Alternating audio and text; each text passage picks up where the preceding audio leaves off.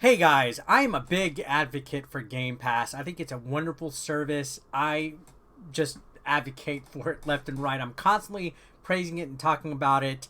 It's a great little thing. And there's a lot of information that Phil Spencer has just divulged, discoursed.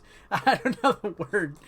Oh, I'm so tired. I've been working all day. But there's a lot of information that Phil Spencer has revealed about Game Pass and how it can help developers earn money through Game Pass. You might not think that's the case because of physical media and all that, but we're going to read this article. Before we get into it, though, if you're not subscribed yet, why don't you hit that damn subscribe button?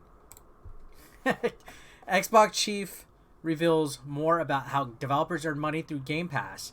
Phil Spencer says Microsoft's deals with developers are all over the place. So here we go. A major part of Microsoft's current Xbox strategy rests on Game Pass, a premium subscription service that runs cross-platform. It's so important that one of the big questions about Xbox's new hardware has been whether it's worth the outlay when that ecosystem more or less is now on PC. And I love it on PC as well.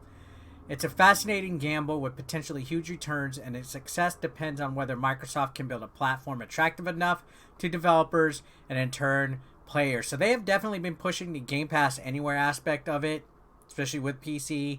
Also, it's coming on to mobile and, of course, the console. Phil Spencer has been doing the rounds during the launch of Xbox Series S and X, and speaking to The Verge, he addressed the question of how developers get paid. Our deals are, I'll say, all over the place. That sounds unmanaged, but it's really based on the developer's need. One of the things that's been cool to see is a developer, usually smaller to mid-sized developer, might be starting a game and say, hey, we're willing to put this in Game Pass on our launch day if you guys give us X dollars now. In certain cases, we'll pay for the full production cost of the game. Then they get all the retail opportunity on top of Game Pass. They can go sell it on PlayStation, Steam, and Xbox, and on Switch. Sometimes the developer's more done with the game, and it's more just of a transaction of, hey, we'll put it in Game Pass if you'll pay us this amount of money. So that's interesting that they upfront pay for production costs and stuff, or they pay for exclusive rights to Game Pass first on day of launch. Others want agreements more based on usage and monetization, and whether it's a store monetization that gets created through transactions or usage. We're open to experimenting with many different partners because we don't think we have it figured out. When we started, we had a model that was all based on usage. Most of the partners said, yeah, we understand that, but we don't believe it, so just give us the money up front. So they definitely have had... we definitely have had a lot of different instances on here. It says this kind of flexibility obviously depends on both seriously deep pockets and a willingness to back a range of projects. Indeed, it's hard to see what others' approach would work in an industry where budgets can range from the low thousands to hundreds of millions. The usage model Spencer references is most linked with Spotify, and usually in a negative light from the perspective of music artists. Every possible take on the situation is already out there, but this year's lockdown and the knock-on effect of the usual revenue streams open to musicians has brought fresh focus to a system that leaves many of its partners unhappy with how payments are calculated. So there's a lot of growing pains from this as well. Phil Spencer goes on to say, my hope is we will get there and maybe not 100%, maybe some hybrid model, which I think could work. We already have a rev share relationship with most of the content creators because we have a store. I'm hoping we can get to a model where we see upside and they see upside.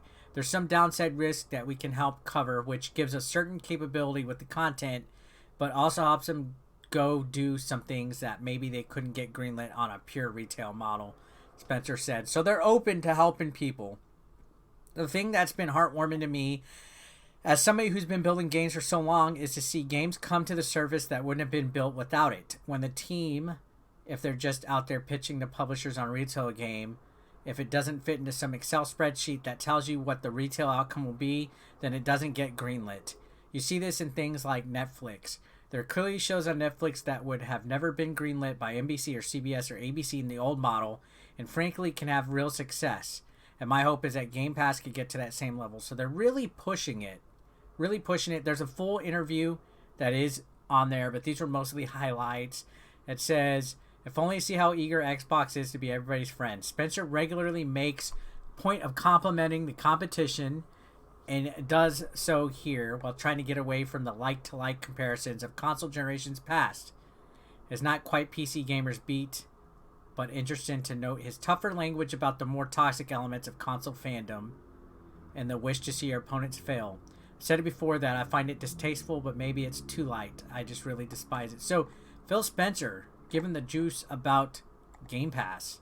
Very interesting read. I, for one, like the model. Hopefully it develops and builds into something bigger and better. What do you guys think? I'd love to hear your thoughts down below in the comment section. Don't forget to subscribe if you haven't already.